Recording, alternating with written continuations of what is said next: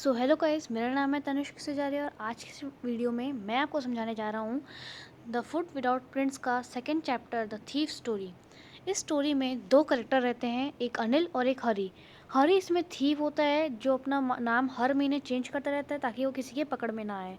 तो बिना किसी देरी के चले शुरू करते हैं इस चैप्टर को।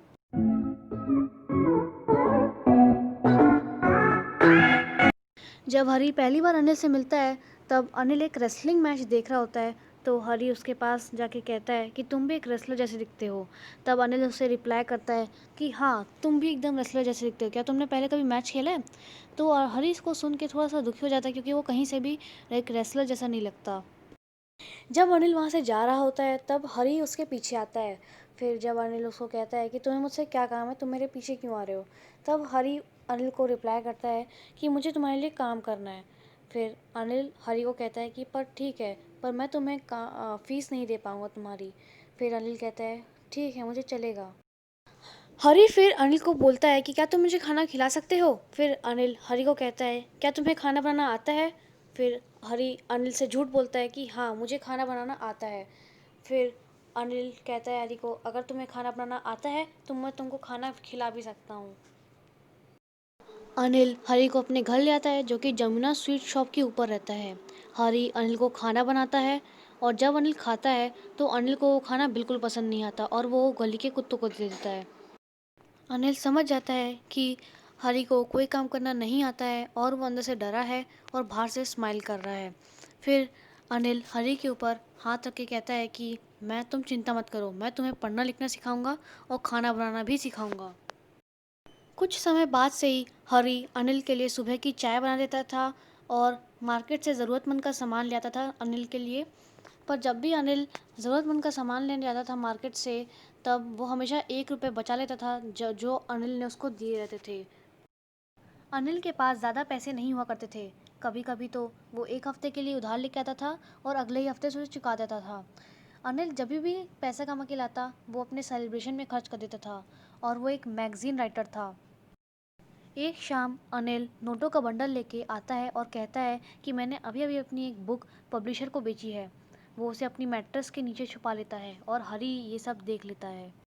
हरी सोचता है कि वो 1 महीने से अनिल के घर में काम कर रहा है और उसे उस काम के पैसे भी नहीं मिल रहे हैं और हरी के पास अनिल के घरों की चाबी भी थी। हरी सोचता है कि लालची इंसान के घर में चोरी करना आसान होता है, पर वहीं एक केयरलेस इंसान के घर चोरी करना मुश्किल होता है क्योंकि केयरलेस इंसान को पता भी नहीं होता कि उसके घर में चोरी हुई है। हरी अपने आप को समझाता है कि मैंने अनिल के घर में काम किया है और वैसे भी मैंने काफ़ी समय से चोरी भी नहीं की है। और तो और अनिल ये पैसे अपने दोस्तों पे ही खर्च कर देगा और मुझे बिल्कुल नहीं देगा।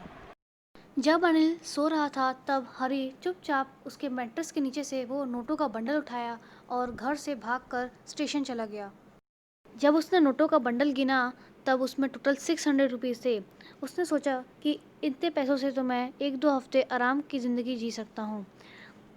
जब हरी स्टेशन पहुंचा तब वो बहुत आराम से ट्रेन को दौड़ के पकड़ सकता था, पर उसने ऐसा नहीं किया अनिल के कारण। वो बहुत दुखी हो गया था, इस बात से नहीं कि उसने अनिल के पैसे चुराए, इस बात से कि उसने अनिल का भरोसा तोड़ा। जब ट्रेन गई तब अनिल अपने आप को बहुत अकेला पाया उस स्टेशन में।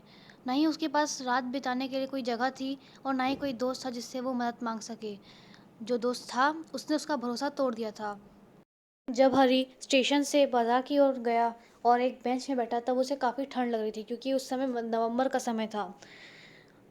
जब वो लेटा तब बारिश शुरू होने लग गई। उसके कपड़े जो बरसात से भीग रहे थे वो उसकी स्किन में ऑलमोस्ट चिपक गए थे। हरी ने ठान लिया कि अब वो चोर चकारी वाली ज़िंदगी छोड़ करके एक पढ़े लिखे इंसान की तरफ बनना चाहता है। इसके लिए वो अनिल के घर दोबारा गया, उन गीले नोटों को दोबारा रखा मैट्रेस के नीचे और सो गया। जब वो सुबह लेट उठा तब उसने देखा कि अनिल उसके लिए चाय बना के रखा था और अनिल अपना हाथ उसकी तरफ खींचा और उसके हाथों की उंगली के बीच में 50 रुपये का नोट था।